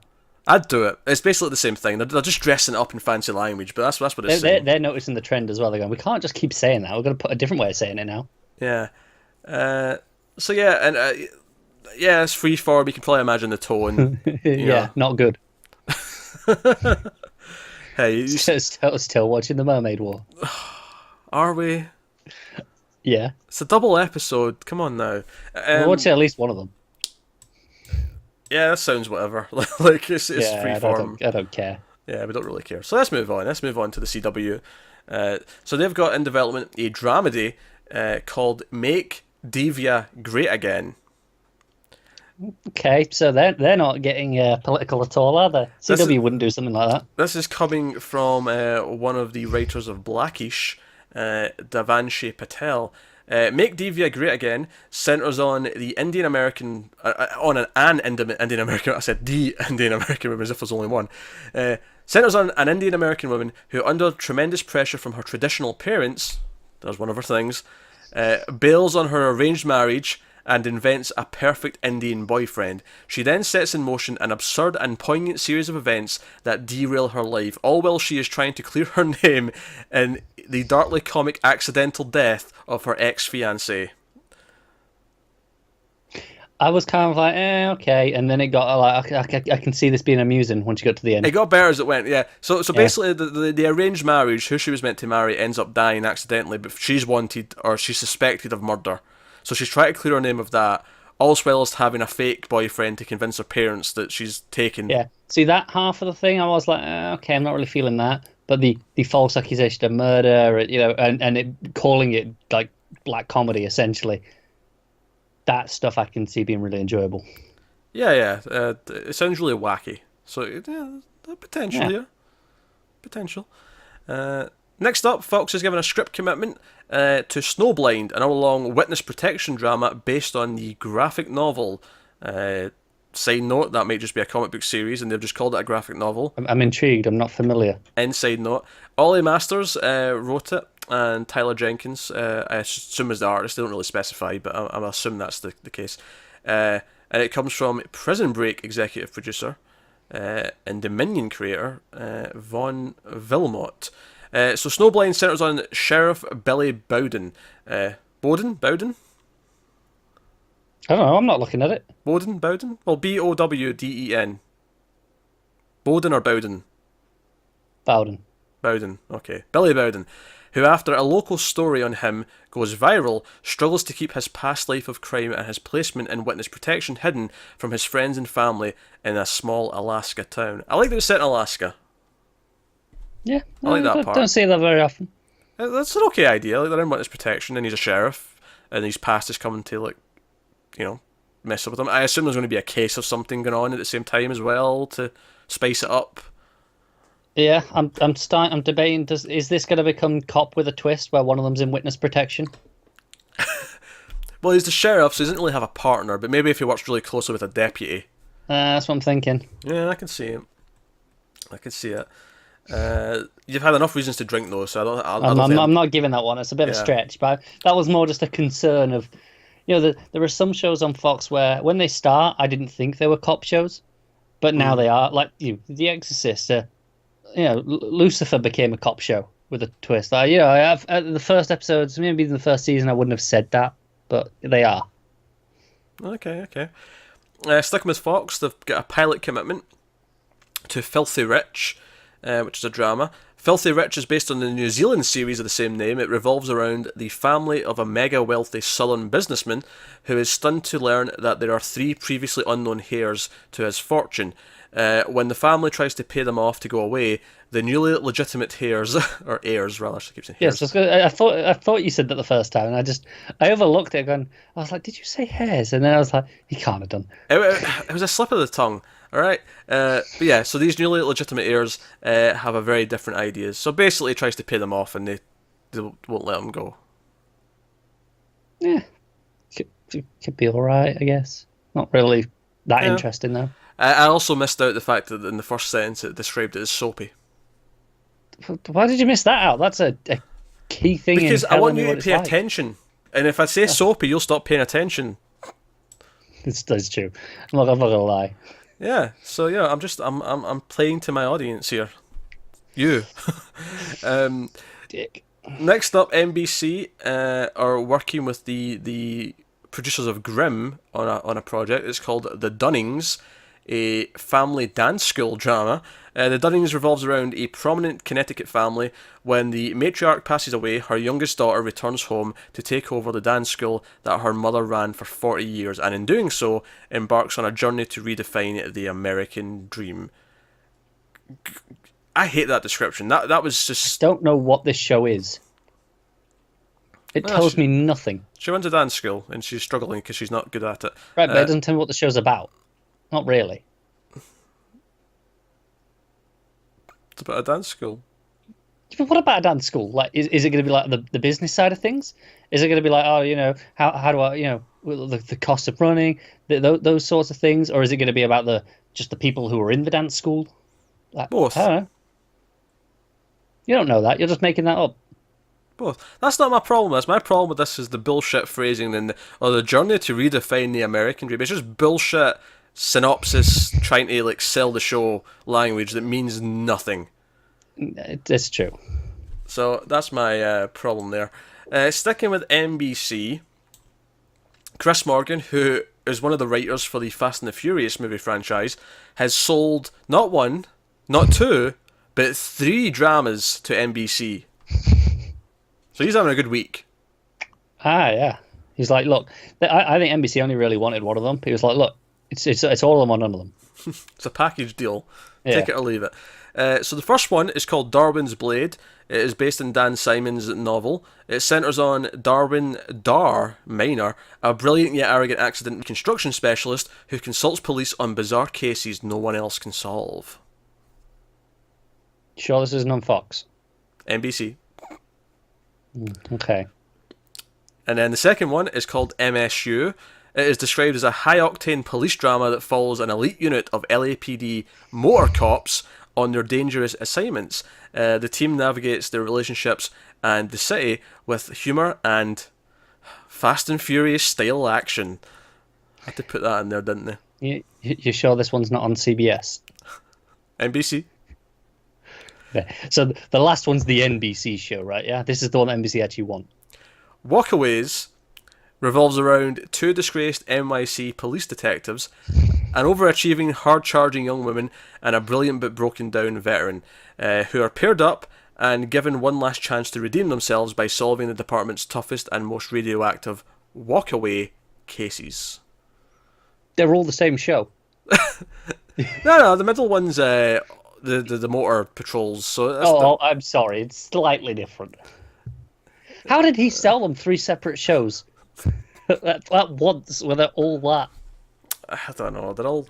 It feels weird that CBS didn't take them all, to be honest. I mean, 2 of them I could see a Fox. Okay.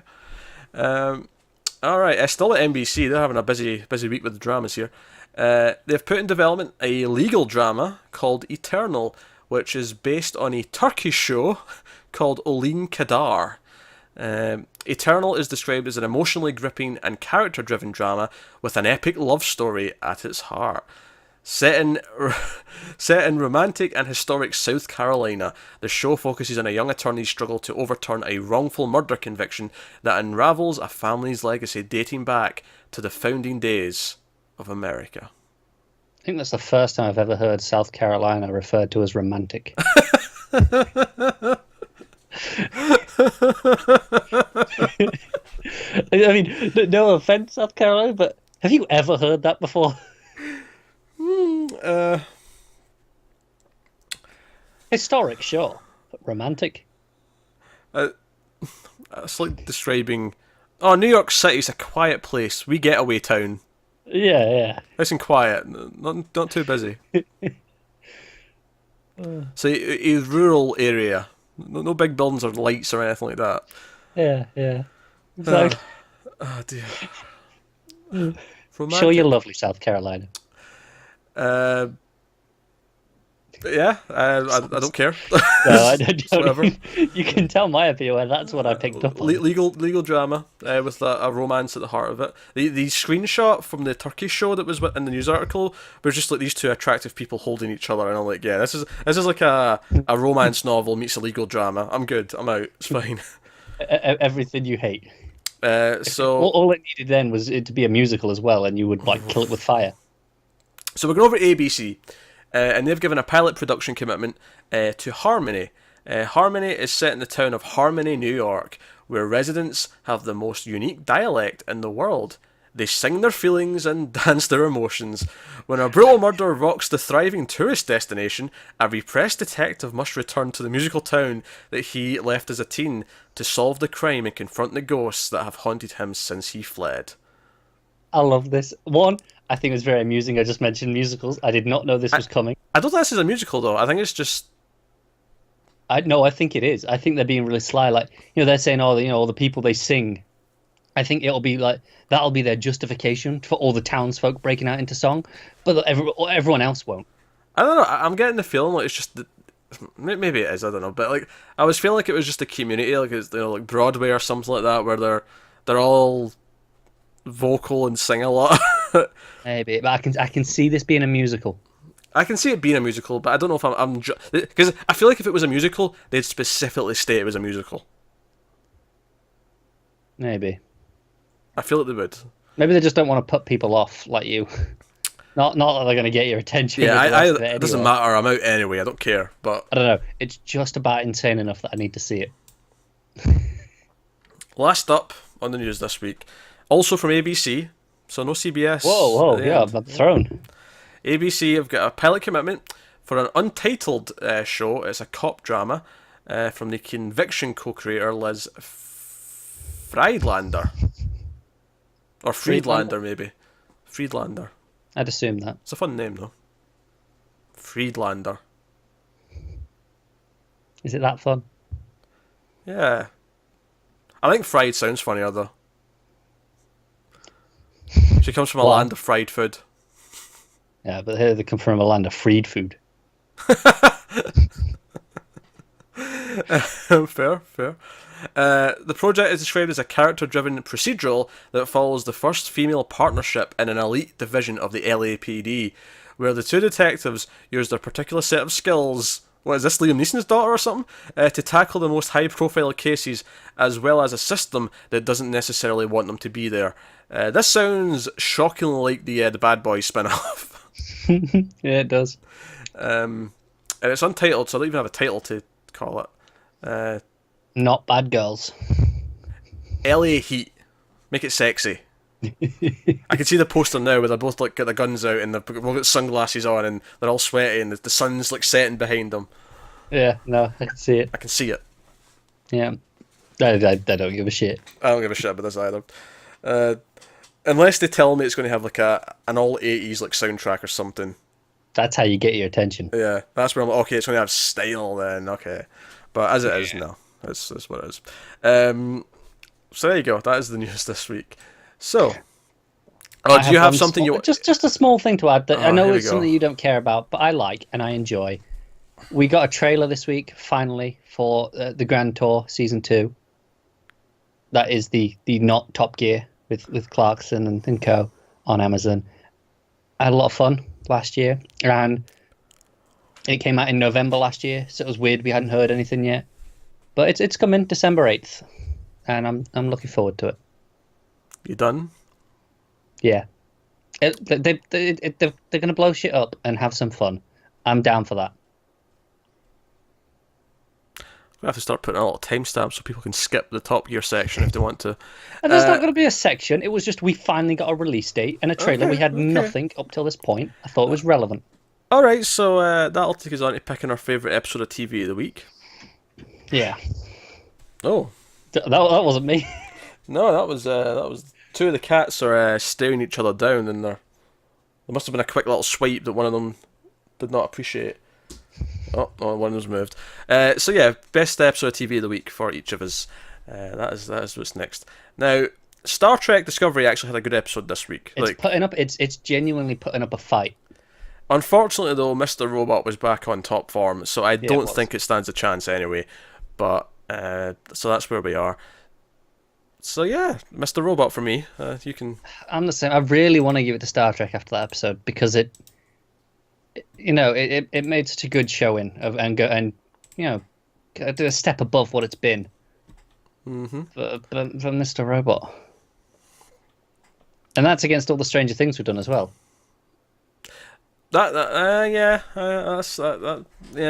fair. I feel like I'm more in Stranger Things mood this week though because I've been watching Stranger Things and it's been I getting get better that. as it's been I going. still don't think any individual episode has been as good as that episode of Mr. Robot.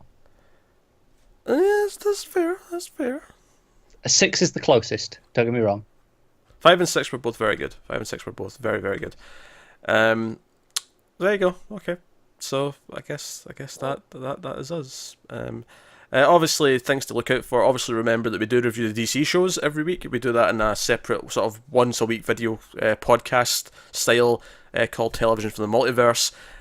So you can look out for that. Usually very late on Sunday by the time it goes up. Yes, I'm looking forward to watching all the shows. Yeah, I've watched 2 of them so far. I haven't seen the complaints myself, but I did see someone on Twitter talking about how they've heard nothing but bad things about this week's Arrow. So I am almost. Oh, I'm gonna get really drunk for that then. I'm almost more excited to watch it because of those comments. But yeah, so I watched Flash and Supergirl already, and there was merits in both and criticisms in both. But you can find out my full thoughts on that video later in the week. So yeah, obviously we've got some Stranger Things left to do. We should be just about done by the end of the week. We might have one left for Monday, but we'll see what we can do. And like I say, we'll be back on track with everything else. Yeah. So and we have about a week off from Netflix before they decide to drop Punisher on us. And that's a full 13 as well, isn't it, Punisher? I have to admit, the episode count is making me not look forward to that. It's daunting, isn't it? Because we've got another Netflix show the following week that we are interested in. Whether we're able to do that now is another question. Yeah, the Western miniseries Godless, which is 6 episodes, we wanted to try and cover. We might have to opt out of it though, just because Punisher's still going. I'm a little concerned about Punisher because it's been a while since I've liked a Marvel show to the end of the season. And like I'm kind of almost expecting to not like at least the last half of it. And you're expecting that last third or so to be a slog. And I'm definitely not excited about that, especially because Defenders wasn't terrible, and we liked a lot of it to an extent. But definitely by the end, it definitely didn't revitalize my appeal in the franchise, though. Yeah, given that also I mentioned Thor Ragnarok earlier, where it was really funny and there was entertaining things to be had in it, but I still kind of felt deflated by the end of it. I don't think Punisher's going to be really funny. It could be dark funny. It could be darkly funny, yeah. But not in the same way. So I'm like, obviously I want it to be good. I hope it's good. But I am worried that by like episode 8, I'm going to be feeling like, oh god, I wish this was over now. This is maybe the like. See, Iron Fist got away with it because it was Defenders and it was a busy time of year, a quiet time of year. This is the first Netflix show where I'm kind of feeling like, if this is kind of getting, if I'm not feeling this halfway through, do I want to finish it or do I want to watch Godless? Like that is the first time I've even considered this. That is rough. I don't, because part of me thinks that if we get halfway through it and people are enjoying the discussions, because that was the thing with Iron Fist, is that there was people who were enjoying those reviews all the way through. And I feel like there's an obligation to finish it because we've done all the others. We got through Iron Fist, we can get through Punisher, but.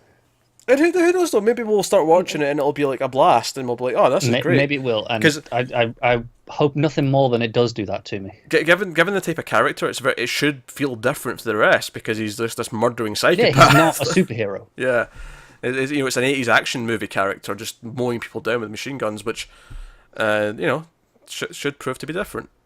Yeah, and so hopefully we'll be wrong in being so concerned.